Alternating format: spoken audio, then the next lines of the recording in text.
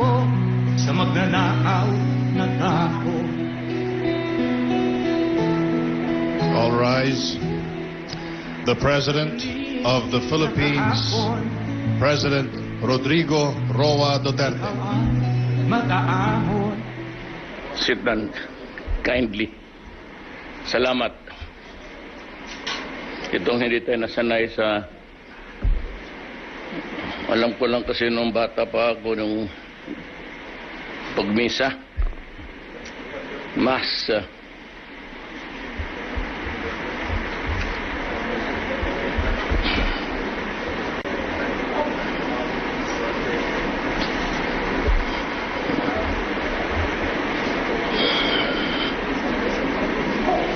ready with your questions, Regalado, and all.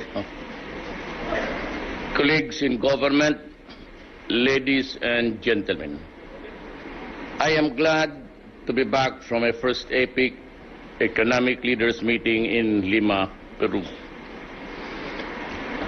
The trip was long, but the presence and participation of the Philippines was an economic necessity. Together with the economic leaders, we reviewed the progress made by APEC in achieving the organization's goals. While trade has helped spur growth, there was a keen awareness that free trade must benefit not only the big businesses. I stress the Philippines' position that we must go beyond free trade and instead focus on economic trade policies that must immediately yield benefits for our micro, small and medium enterprises that form the backbone of APEC economies. To make our MSMEs grow from local actors to global players, we must provide a supportive policy framework that ensure an economic environment for all businesses to thrive. We will work hard to make sure that economic growth will be felt by all.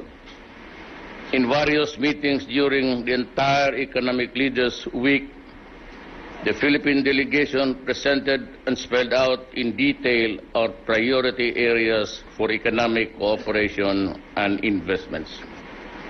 We explored opportunities that will open up avenues for sharing knowledge and expertise, forge linkages, and learn best practices. We may be able to replicate that experience in the management of the SSS funds for our pensioners to derive more benefits from the fund with greater financial stability, security, and growth. In the area of communications, we are finalizing our plans to open up information and communications technology industry to new players in order to promote competitiveness and improve quality of service. Patuloyin ko muna ang basa ko dito sa ano ko. I think the only way to make this country move faster to benefit the poor is really to open up communications, the airwaves, and the entire energy sector. My decision now is, this moment is, bubuksan ko ang Pilipinas. Or else, you can count by your fingers about in one hand the power players of this country. I would not say that you are the elite because it would connotate another connotation. But I would say that in the light of what happened, meron dito yung sa corruption, unahin ko na lang. Because I told them all, the only way for deliverance of this country is to remove it from the clutches of the few people who hold the power and money. If I can survive the next phase of that area of governance. Pag hindi ako, well, I don't know, but I'd like just to send this strong message to, it's about time that we share the money of the entire country. And to move faster,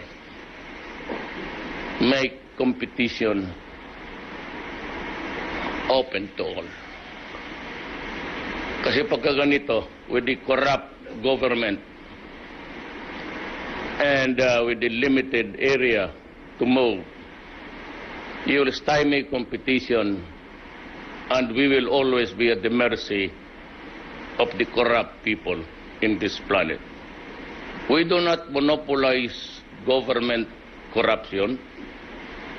That problem is shared by the whole of the international arena. But I would like not to wait for the others. Buksan ko na ang Pilipinas para wala nang. And maybe reroute the entire red tape.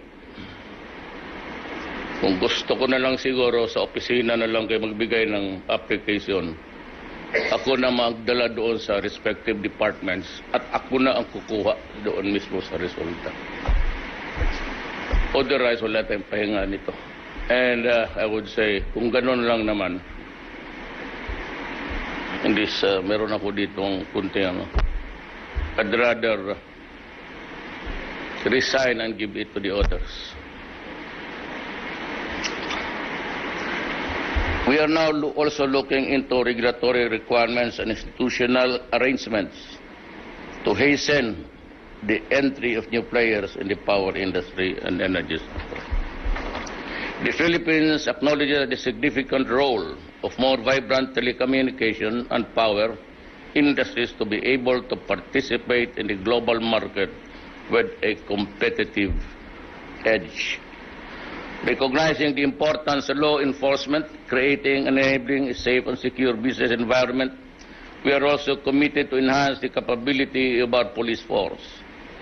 At present, our transaction to purchase assault rifles from the U.S. is put under review following the expressed opinion of a member of the U.S. Senate. And we explore other potential transactions which offer better deals and more advantageous terms. These planned collaborative undertaking are among our positive engagements with economic partners in APEC. At the sidelines of the leaders' meeting, I met with Chinese President Xi Jinping and Russian President Vladimir Putin.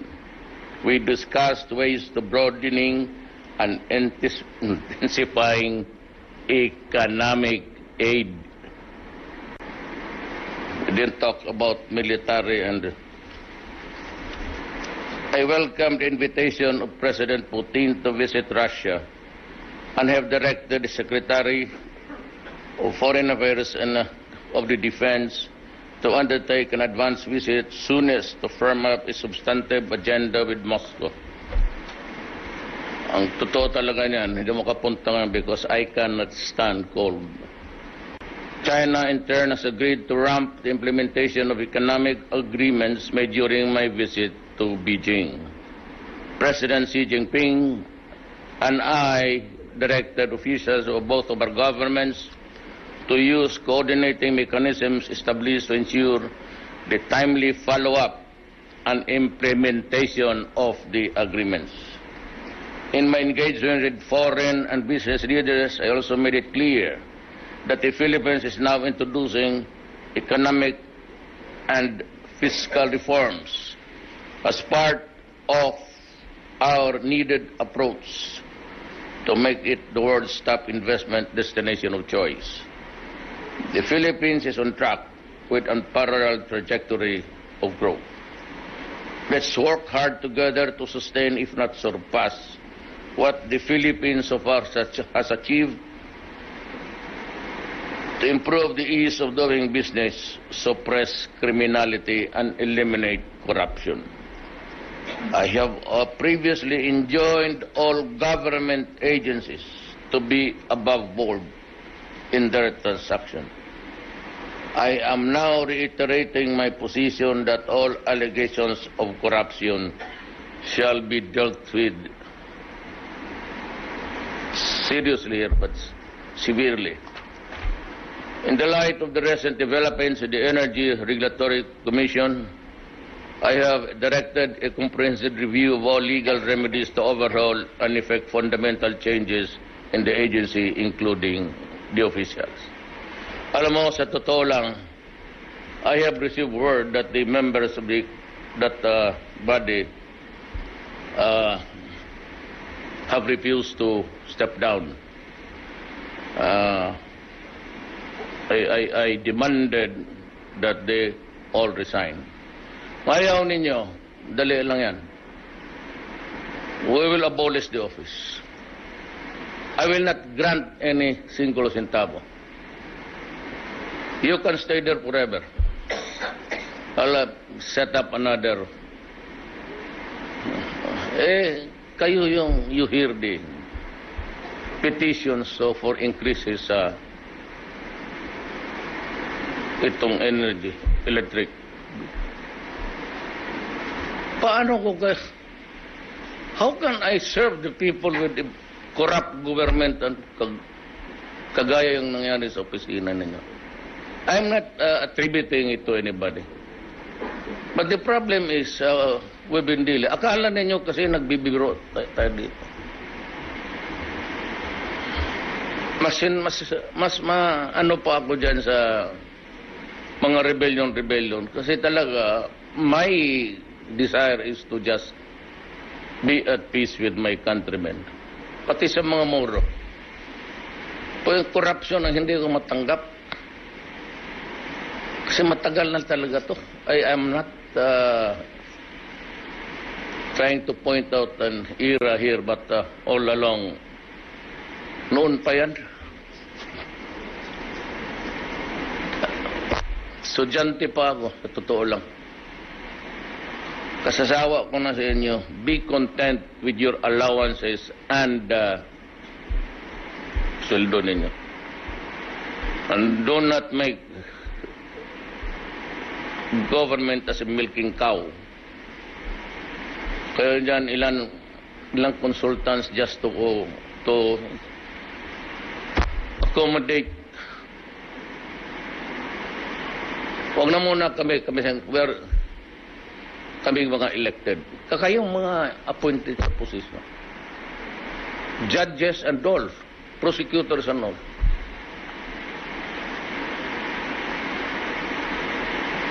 At pati yung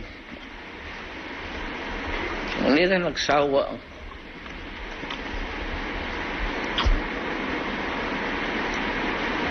Isa pa yung mga mahirap. They have been eternally deprived of their living conditions. A similar directive was also issued in relation to fish pen operations and other related economic activities in Laguna. I do not propose to deprive you of your livelihood. But in all of those with fish pens across the country, baski saan ka magpunta, you have deprived the man with the paddle and the bangka of their even pagkain. Huwag na muna yung data to make even a livelihood. Yung pagkain na lang. Itong fish pens, marami ito.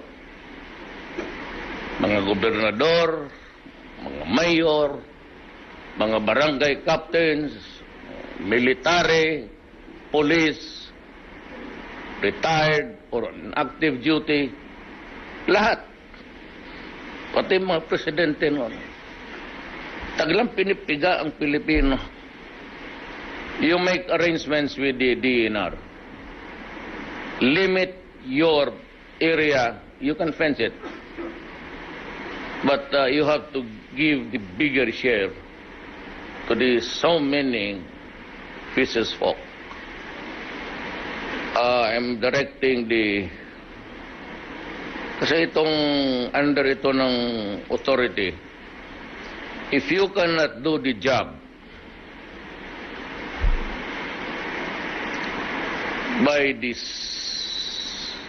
second week of December, I will order the military to destroy it. And this time, no more arrangement of ano ang kailangan ninyo, what will be your area. Because you are depriving them and everybody of the need, not even to live at this time, but to survive. Kung wala sabihin na they're living, even to survive, pagkain. Kung ayaw ninyong liitan, sisirain ko. So, you lose your investments and I don't care. You can go to the Supreme Court, you can go to the whatever you want, Ombudsman, and file your cases there. But it will be my direct order and I will assume full responsibility for it. You make it hard for us and you will be sorry. Nobody, nothing has moved in this country so far that's significant to the human being. Yan ang ibig kong sabihin.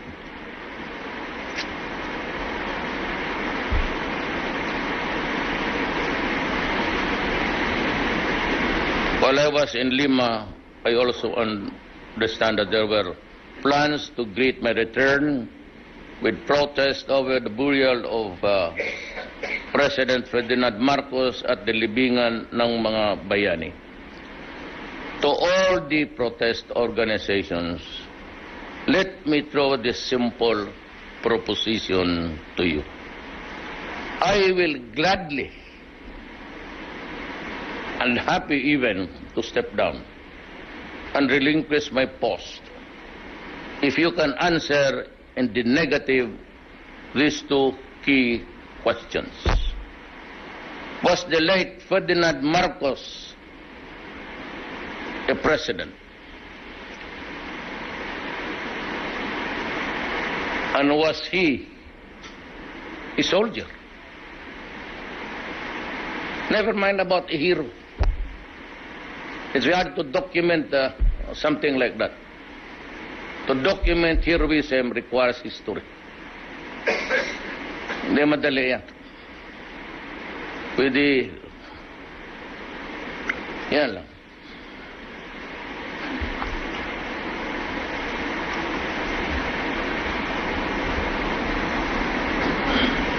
In the absence of the protest organizations here or pending their availability for their actual answers, let me end this arrival statement tonight. All of the decisions that I have made and still have to make are always guided by the common good and the general welfare of the people. Be it in the foreign affairs or in the domestic front, all actions of the government will be always driven by the desire and to resolve to advance the national interest. Consistent with these valued principles, let me assure you that while your protest actions are being staged, our military forces will remain and be confined in their camps. They are restricted to be there in their proper places. We shall also keep a lean number of police personnel. Their role shall be limited to traffic enforcement and the basic public policy standards. They are prohibited from carrying long firearms.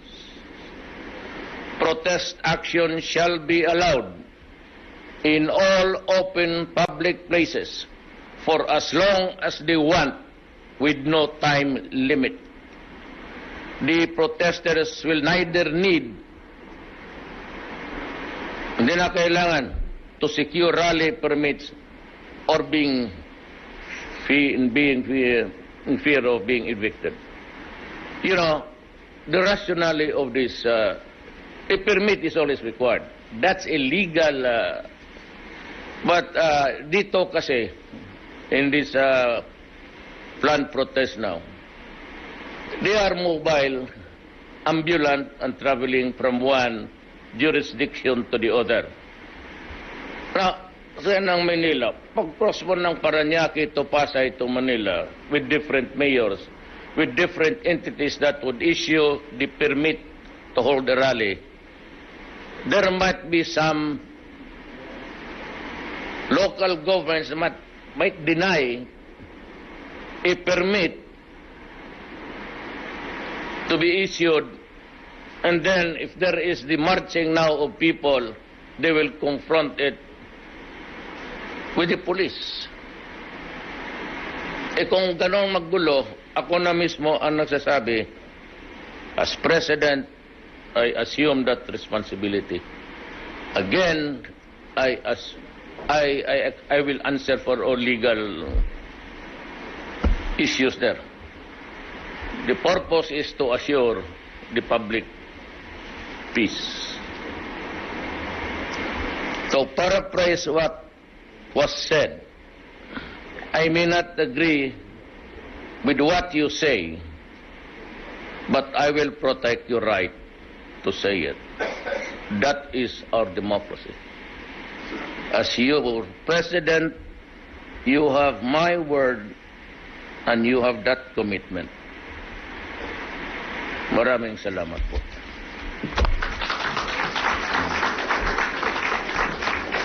Questions, time. Let's have the question hour. Pero hindi yung 1 hour question hour. That's just a... Good evening, Mr. President. Apparently, while you were on your way home, something happened during this hearing at the Senate on Kerwin Espinosa. Your chief of police, Bato, he shed some tears. Those tears were apparently an expression of his desperation because he said in his effort to reform the PNP, he has gotten to certain times that he does not know whom to trust anymore because after Kerwin revealed some names who were on the tape among the police officers in Region 8 and 7, like that. And Bato was asked if how will he do it in terms of reforming the PNP. And now my question is, how will it affect your fight against illegal drugs? And the second question, sir. Sir, today is the 7th year of the Maguindanao massacre. Do you think we would there would be justice before your term ends? Inshallah. God willing, kung term ang pag-usapan, Madam, this is always an uncertain planet. In the first place, you had to call him Bato. I do not have any doubt. It was just an expression of a human being with a burden on the entire shoulders, the peace and the law and order of this country. Naintindihan ko. Sabi ko nga, I will gladly step down. I'd be happy. My God, I'm telling you the truth. I'll be most happy. Pareho kami. Kung ganito lang magtrabaho ka. You know, you want at this age to be closer to the beauty of life, closer to God. Because it's inevitable that He will go one of these days. And our age are limiting our number of days in this earth. Naintindihan ko si Bato, pati lahat yung may mabibigat. The generals, the guys who lose their troops, and you know. Tapos ako dito, sige, kya ng corruption. Remember that I made only 3 basic promises when I campaigned for the presidency. No corruption. I will suppress drugs. Or I will end it with the people in the drug business and criminality so that we can move. If that's our experience in Davao. We were hitting a growth rate of almost 7, far from the rest sa mga LGUs. But why did we have it? Because Davao was peaceful. I never worried about economic guidelines there. Sinabi ko, gawain ko lang itong ating syudad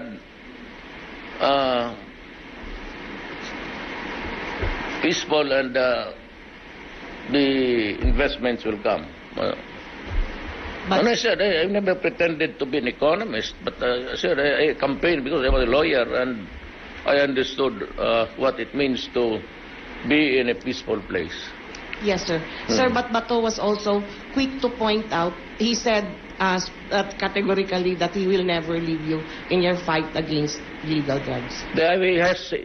You know, Bato has nothing to worry. As I have said to the military and the police, in obedience to that order against crime and the drugs, if I find out that you are not at fault at first instance, I will give you the guarantee that you will be protected. Hindi yung mga scalawags, hindi yung mga misfits. But an average soldier or a policeman or in government should have this presidential protection of money. If it is done in accordance with the rules of the law, then you have nothing to worry. Go ahead. Ako pa tuloy yung magalit kung wala kang gawin. So it's a feeling of, in many times in front of the military and the cabinet members, I have expressed an exasperation, and it is no secret that I told them, kung ito lang man kagulo. But the problem is, first, I have to do my duty. So, I was elected to serve for a specific term. I hope to arrive there. I ask myself about my country. Kung pag-usap ko na kasi ang bayan, ibang istorya na yan. Pero in my moments of ikaw na ngayon nagtatrabaho, at they call you, kung ano-ano pa pinagsasabi, you just prove to me that ito ngayon, this will be a golden opportunity for, not really against the protest, because they will have my protection also. Pero, I step down, nakangiti. Just answer those basic questions. I have to decide one way or the other. I cannot decide it in favor of the sentiments. Hindi few. Marami yan. But the problem is, you are asking me to violate the law. Talagang sakripisyo nga tayo sa buhay, hirapan noon, kulang ang sweldo. Dumating ako dito only to face charges. I have to follow the law. That is my sworn duty when I was and to protect and adhere to the Constitution. Kaya tanungan ko nga ito lang dalawa. Was Marcos a soldier? Because if he was not, he does not deserve to be there. Was Marcos the president? If he was not, then he should not be there. Was Marcos a coward during the war? That is not my business. We cannot. Was a hero? Hindi ko rin yan. It's there already. Is there an evidence of his being a hero? Yes. Why? The Valor Medal. It is not given to almost anybody, even among soldiers and the police. It is really a precious gift from God for you to be considered as you have done something that is extraordinary and beyond the call of duty. It is not my time no longer to be asking the questions of how he pulled the trigger and shot the enemy. I was not there. Was he a coward? I don't know if he ran away from a battle, but I was not there, and nobody can give me a positive and definite answer on that. If you ask me to step down, I'll ask you, was I elected legally? Or did I get this mandate to serve by cheating the people? I do not remember of buying votes because walang pera. I do not remember threatening voters, but I threatened the drug lords at ang apparatus mismo. What did I tell you? I will declare war. Now, in the war, somebody has to die. I never said a strong police punitive action because I knew that we are already in a narco-politics state, very similar as if we are now a country in Latin America. Alam ko noon na narco-politics ng Pilipinas, that politics has crept inside government with the number of barangay captains running to the thousands and the number of mayors pretending to be anti-drug advocates only to be traitors to our country. Kaya ako sa Galit, yung bulahin mo ako na, Mr. President, huwag kang maniwala niyang sabi nila, wala ako dyan. Political. Tapos dating ng tinuladang, kaya sabi ko nga ang tool, sabihin mo lang sa akin ang totoo. Maybe there will be a little space for some agreement. Huwag mo akong bulahin. Pupunta-punta ka doon sa Malacanang tapos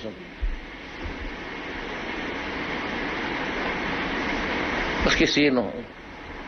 Ang problema, hindi mo ang bit-bit ko yung hindi sarili kong bulsa.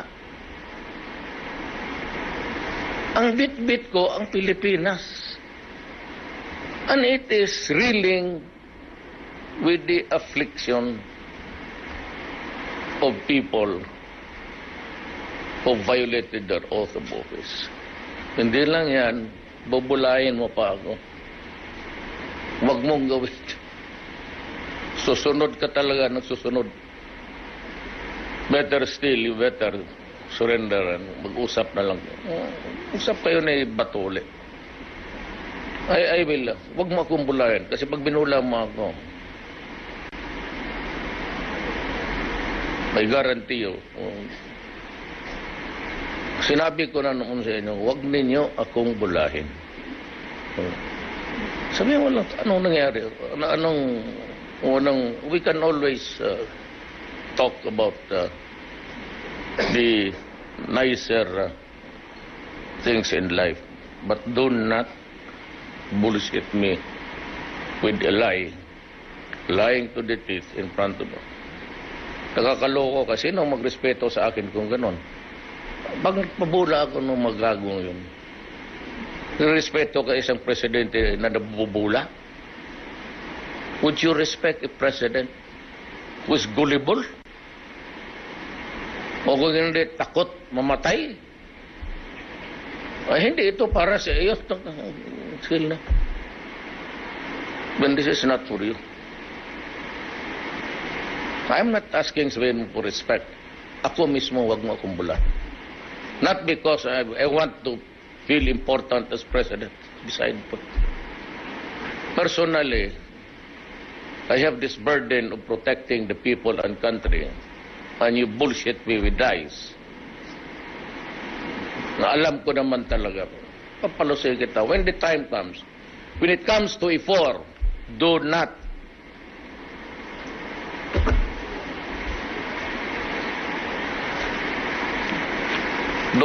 expect something like yes. Good evening, sir. Welcome back. I'm Yes, Tina ma'am. from CNN Philippines. Sir, maliban po doon sa pag-protesta sa paglilibing at libingan ng mga bayani, the protesters have a number of sentiments they want to air. Among them, sir, how do you respond to their call on you to stop what they're saying is an effort for the Marcoses, to get the Marcoses back in Malacanang? How do you respond to that, sir? I am not doing anything to put the Marcoses back. I never said it and I will not. Yung election, sabi ko, baka maparid. But after election time, kung mamatay ko, I said it in Ilocos. You know, they are there putting me to stop of some unall statements that I made. I'm airing a freedom of expression right. Do they realize that they are asking me, what are they there for? Also exercising what? Freedom of expression. This is a free country, which I said. I may not agree by what you say, but I will protect and defend to death your right to say it. That this really yung statement na yan. I was a politician of, I think, in England or France. Sila mismo, why should I stop when I'm supposed to be, policy yan? Bakit? Kahit taga-Davao man kayo, regulado. What must my role? Ito, sabihin ko sa inyo totoo. Kayo mga taga-Davao, I was a prosecutor. When my mother was leading the Yellow Friday, out of respect, I tendered my resignation 3 times. But Fiscal Galicia, who became Councilor Galicia, turned it down at nakiusap sa akin because I was the only one willing to investigate the rebels and the military and the police. Ako lang, I was only handling 3 cases. Walang natanggap ng fiskal noon kasi takot. Takot sa police, takot sa military, takot sa rebelde. Kaya nga nakakaibigan ko yung mga yan. Because during court trials, then I have to smile to them. The sparrows were everywhere. Kaya kayo taga-Davao, I'm telling you, di ba? When my mother was marching down the streets against the Marcos dictatorship, so they say, I was in government and my mother was there on the streets. So, sabi ko sa boss ko, Sir, I cannot stop my mother. And since I do not want to continue with my services in government, I've been here for the last 9 years doing trial work every day. Gusto ko na rin mag-go to practice and make a better income for my family. Yan, totoo. Prangka-prangkahan tayo. Kayong mga mismong protesters, taga-Davao, who were with you? Specious, And my mother. And my mother spoke on Plaza Rizal. Ang kaharap niya, military lang, pati police, siya lang mag-isa. She had no audience, but she was nagsisigaw siya, kayong mga police, kayong mga militar. Ngayon, bakit ako nag-resign? That would give you an idea of my sentiments at the time. But I could not have stopped my mother from opening her mouth. And maybe I got that trait also from her. Because my father was a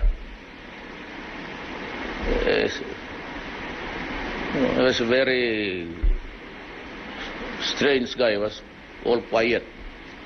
I could even count the sentences of his lifetime when I was with him. Yung nanay ko ang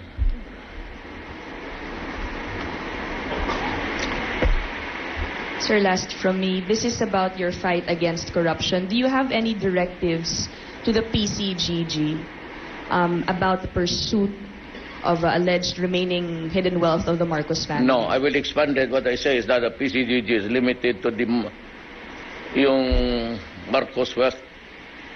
But I want it broadened and with more power. Ito sila, pag hindi ito mag-resign, I will conduct my own audit. At ididemanda ko talaga ito lahat in court. I will see to it that they will be. Pagka-plunder, then be sure that I will make it definite that you go to jail with no bail. Ayaw ninyo kayong mga corrupt, sige.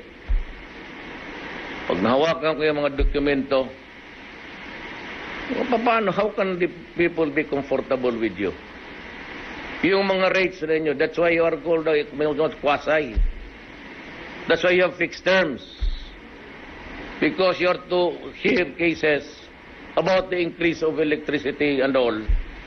And here you are, wallowing into corruption with so many. Bakit? Ang konsulta sa inyo. Putak. Pag wala kang utak, umalis ka dyan. Why do you have some... sayang yung consultant dito, consult mo. What? Sayang. Where's your brain?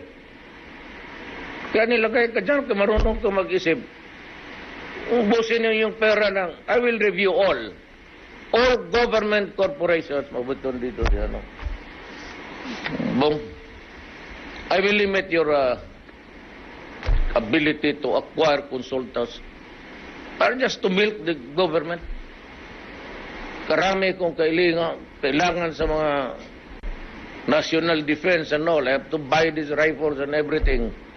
I want to increase our assets in the air and sea.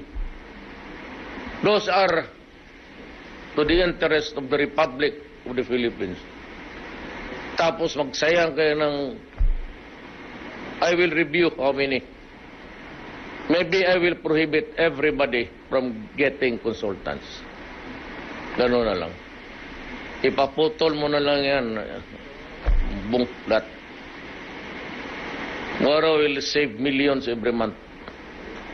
Bullshit itong yawa.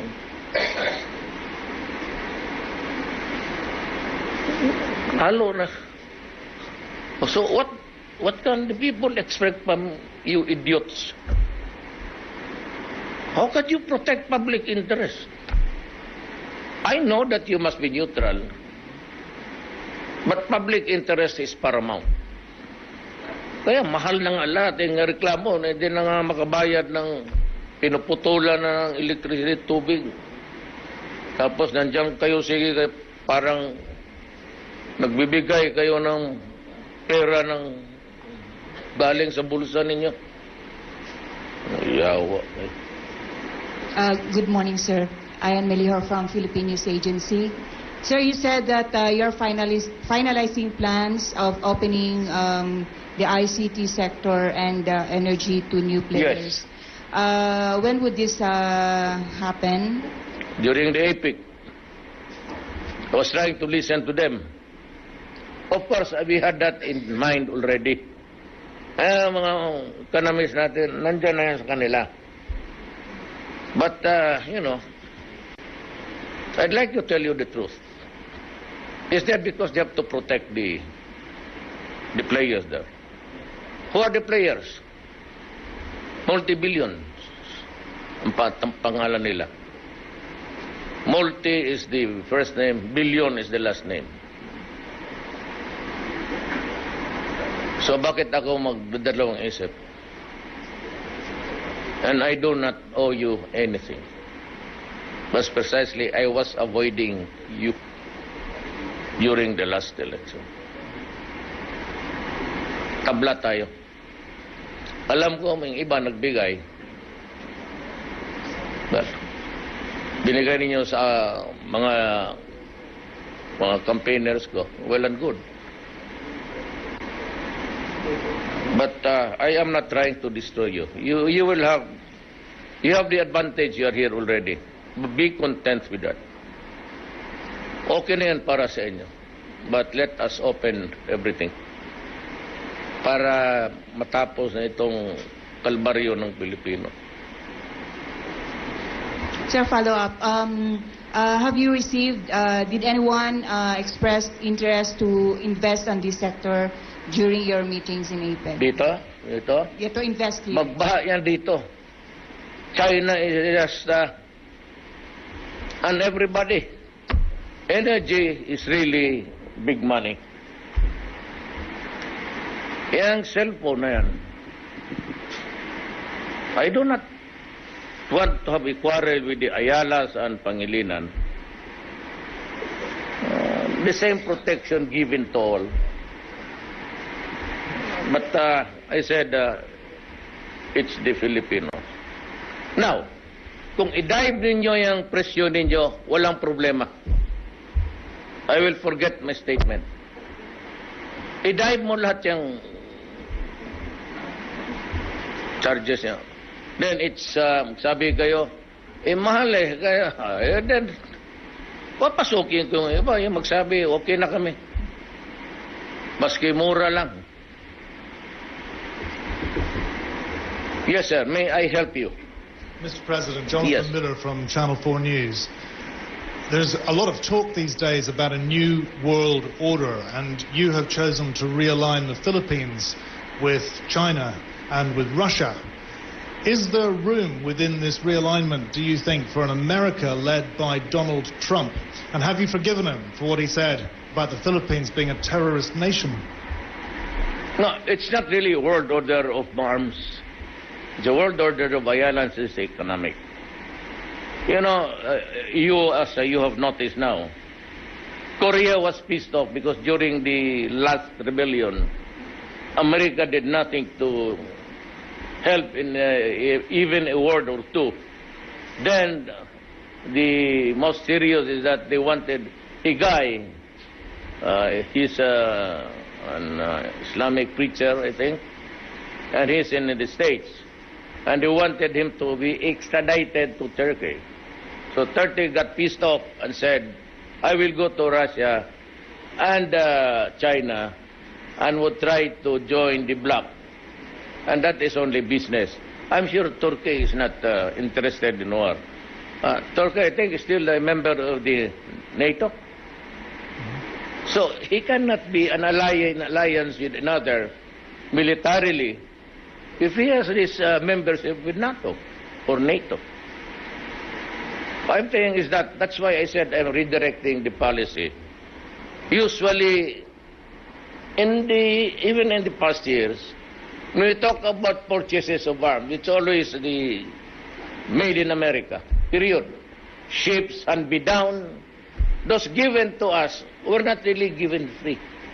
They were the most bold vessels, say assets, not needed by America anymore, and were given to us with a, not really for a song, but for a price.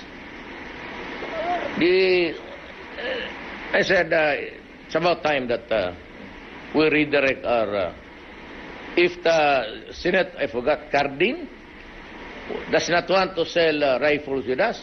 Oh, Putin said that you can have, I'll give you buy one and take one. Almost like that. And Trump? Yeah, he said, if you cannot buy arms anywhere, go to me. You buy one, then take one. It's for free. So I get double. Why should I have to belabor the point with Cardin? If it does not want us to be allies, then we'll go to Russia and China. You don't deprive your ally with arms, because your ally has to protect its public and to keep the order internally and to foreign aggression, to repel. Now, if you do not want to sell arms to us on a question of... I just had my figures when I was flying in. I was reading something. The deaths of America was 40. Annual. 40,000. Oh, what is it? And the moment they talk about... that's the vote in the U.S. Congress. What's a popular view? Because there are pressure, as I have said. That State Department has, because of your multiracial population. They have groups there. The LGBT, they go to State Department guys, they go to Liberia and offer aid and assistance. But, they said, come out with the law that would allow same-sex marriages. What's happening? What are the principles that the builders of America, they have lost along the way? Why do you have the Philippines? Do you not even know that the first 2 months of operation, even before the election, there were already a lot of killings? Even before I was elected, there were, look at the records. The first 2 months were not ours. We do not wrap people with plastic tape. There's no need. If you want to kill the drug, just shoot him in the head. Why do you have to carry him from there and there? Those were the purging and the cleansing of, I said, there were a lot of generals there. As a matter of fact, when I came in, I said, I named them publicly. I told them before the elections, leave the service, because if I get to be there, I will name names. So it was a free-for-all. You now realize that there are so many municipal and the city. One died in prison. I don't know. Maybe I'll do a research and give you the answer one of these days. So, how do you expect to just say make the to assume rather that it's all killed by people of government, when the mayors themselves were into it? And there are still mayors still there playing the narco politics game. And I'm warning them again. You might not want it to hear it, but you will not only lose your pants, you will lose your life. Mr. President, just before you go, sir, you did raise earlier the comparison with Latin America and narco state. The narco states of Latin America were, as you know, associated with the term death squads too. And in this country, since you became president, in the 5 months since you became president, more people have actually been killed than died during the 9 years of the Marcos dictatorship, which we've also been talking about. I could ask the same question. Why is America losing 40,000 lives, drug-related cases? What makes the Philippines different from America? May I ask you? in terms of drugs. What is my color with the color of America? The With number respect, of sir, it's people not losing death. state-sanctioned in America. It's What? not- with respect, it is not sanctioned Yes. by the president, sir. Yes, it is not. That is what you say. But who supplied the arms? Who invaded a country, Nicaragua? Was it Nicaragua? Panama. You want to talk about the law? Oh, look what America did. They invaded Panama. The president still in prison in the United States. They invaded the country on a question or in the issue because drugs were flooding America and they had to take out, forgot the name. Noriega. Same. America went to war. So they destroyed not only the sovereignty, they fractured the country. It's non-existent actually. And they had to kill Saddam to get the leader. So where is the hypocrisy here? Where is the hypocrisy here? The Iraqis are dying, they are against each other, and because America went inside on a pretext that there were weapons of mass destruction, only to admit to the world. And by the way, why is America not a member of the International Criminal Court? Let me ask you. They are invoking extrajudicial killing, calling upon the Human Rights Commission and defining extrajudicial killing, which is in the charter of which he is not a signatory. Do you know that America is not a member? And yet they threaten leaders and presidents. You do not do that to me.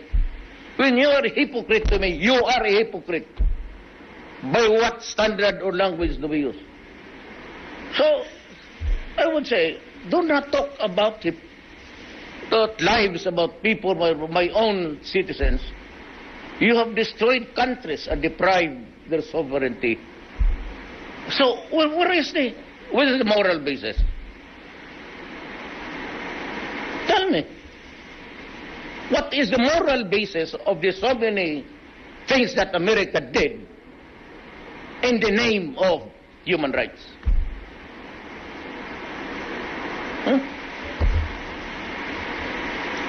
Let us, when we talk about national issues, international issues, we have to set the parameters or else my country, hindi naman ito lalabas. I am not sure you will publish this or let it out in the air. So I must tell my countrymen, yeah, we are being called by names everywhere with no proof. And here you are, America invading a country, bombing it, killing people in the process, children, adults and all, and even the dogs, and the goats and the lambs. Only to say, oh, we committed a mistake. No weapons of mass destruction.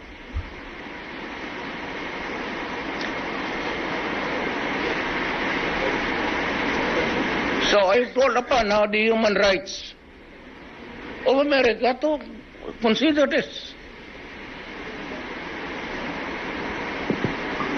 Thank you, Mr. President. Yes. No more? No more. You can think of questions. Give me the meaning of hypocrisy. And I would address myself to the international viewers. Sumibat to, tignan mo. Just last question. Yes. Good evening, Mr. President. I'm Evelyn Quiroz from Manila Bulletin and Balita. Mr. President, bali, ano na pong status ng magnitude ng drug problem sa bansa? And number 2, this morning po kasi nag-testify si Espinosa sinabi niya na po yung mga names ng mga police officials na involved. Tapos po, nung tinanong si General Bato kung anong ginawa, kung anong status po, sabi lang po niya nasa Camp Crame, naka-floating status. Sa tingin po ba ninyo, sapat na yung floating lang po sila or meron pa po siyang dapat na gawin against these police officials? Ganito yan Pag ako ang drug pusher, drug lord or drug pusher, big time or yung pinakamaliit.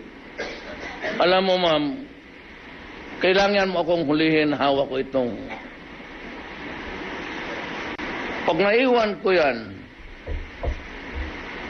at sisitahin mo ako, at sinabi nung isa na partner kami sa droga, wala ka naman nakuha sa akin. Kaya nga hirap kaya nakaabutan sa ganitong sitwasyon.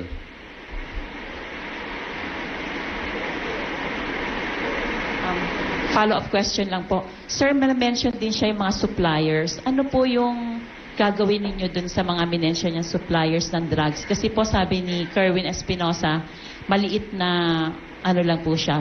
Ibig sabihin, may supplier pa po siyang pinagkukunan na mas na supply ng droga niya. Thank you. Ma'am, ang unang rinig ko niyan si Judas, pangalawa siya. Kailangan ipako ko siya sa cross para lubas yung totoo. Ang mahirap kasi kayo ang Pilipino, mamili kayo. Maniwala kayo sa gobyerno o maniwala ka sa kanila. Ang gobyerno hindi naman pagpalamon sa inyo ng droga. Ang gobyerno nga nagpapatay dyan sa mga patay rin ang taga-gobyerno.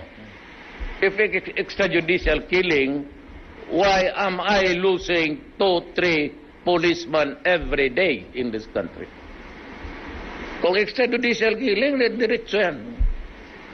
Explain to me why there are policemen and military men killed in the drive against drugs. Para sundalo na nga, binabanatan pa. Inuuna na tuloy sila.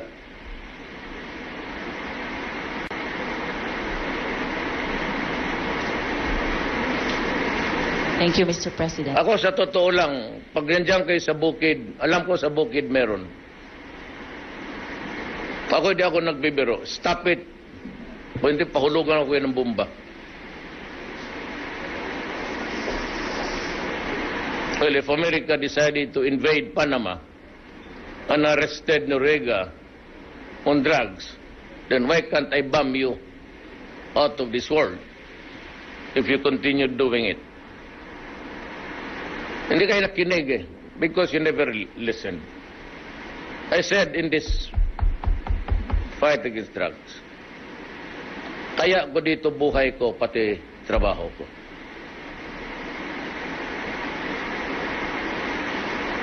Walang problema yan.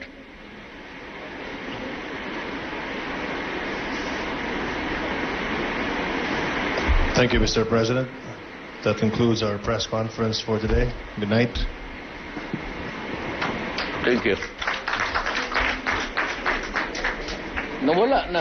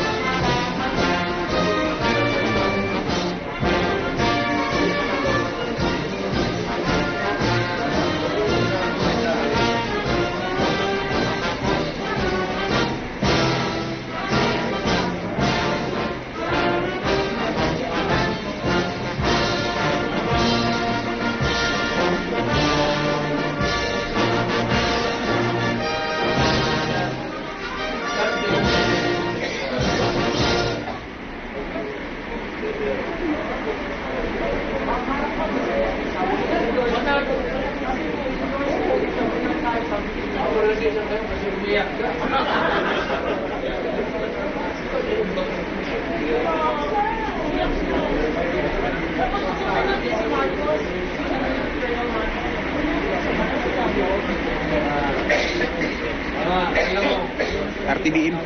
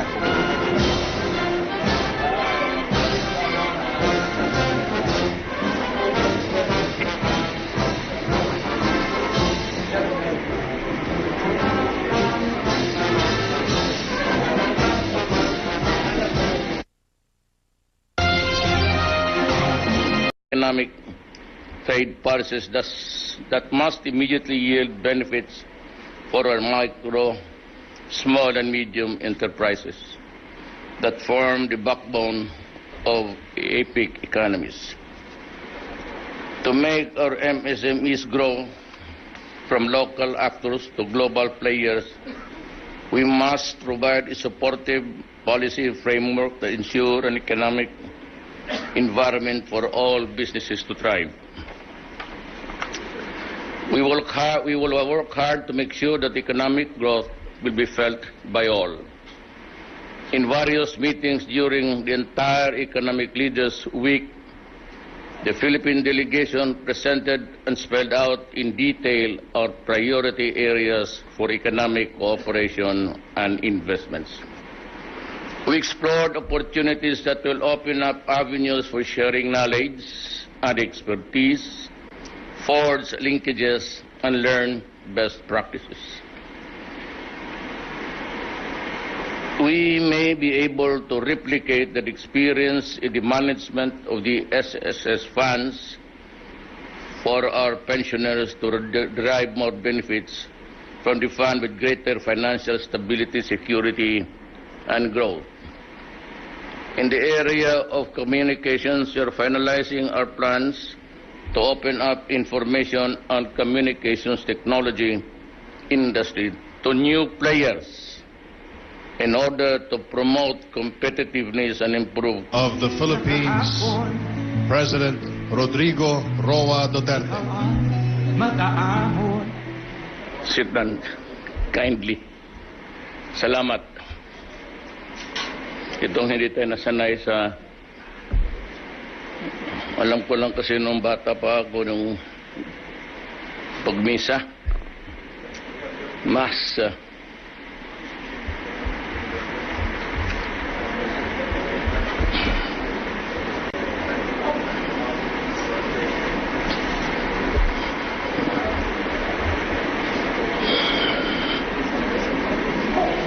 ready with your questions, Regalado, and all. Colleagues in government, ladies and gentlemen, I am glad to be back from my first APEC economic leaders meeting in Lima, Peru. The trip was long, but the presence and participation of the Philippines was an economic necessity.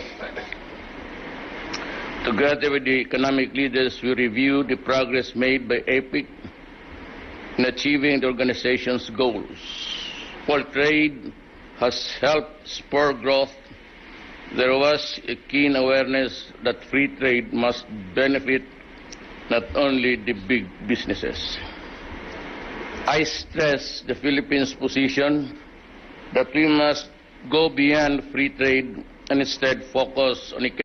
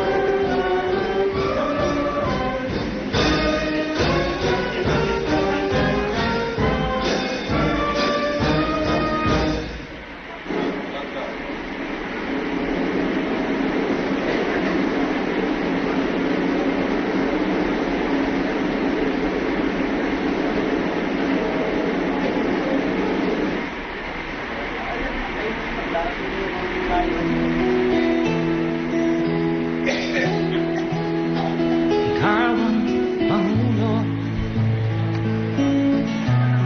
para sa pagbabago. Sawa na ang bayan ko sa magnanakaw na tao. All rise. The President. send this strong message to. It's about time that we share the money of the entire country. And to move faster, make competition open to all. Kasi pagka ganito, with the corrupt government and with the limited area to move, you will stymie competition and we will always be at the mercy of the corrupt people in this planet. We do not monopolize government corruption. That problem is shared by the whole of the international arena. But I would like not to wait for the others. Buksan ko na ang Pilipinas para wala ng... And maybe reroute the entire red tape. Kung gusto ko na lang siguro sa opisina na lang kayo magbigay ng application, ako na magdala doon sa respective departments at ako na ang kukuha doon mismo sa resulta. Otherwise, wala tayong pahinga nito. And I would say, kung ganun lang naman, hindi meron ako dito ang kunti I'd rather resign and give it to the others. Quality of service. Putulin ko muna ang basa ko dito sa ano ko. I think the only way to make this country move faster to benefit the poor is really to open up communications, the airwaves, and the entire energy sector. My decision now is, this moment is, bubuksan ko ang Pilipinas. Or else, you can count by your fingers about in one hand the power players of this country. I would not say that they are the elite because it would connotate another connotation. But I would say that in the light of what happened, meron dito yung sa corruption, unahin ko na lang. Because I told them all, the only way for deliverance of this country is to remove it from the clutches of the people who hold the power and money. If I can survive the next phase of that area of governance, pag hindi ako, well, I don't know, but I'd like just to